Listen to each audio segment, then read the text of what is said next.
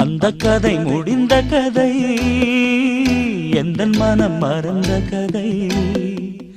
என்ன செய்ய விடுகதை போல் என்னுடைய பிறந்த கதை.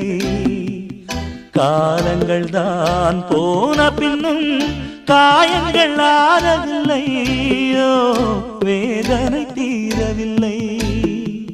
சொல்லிவிடு வெள்ளி நிலவே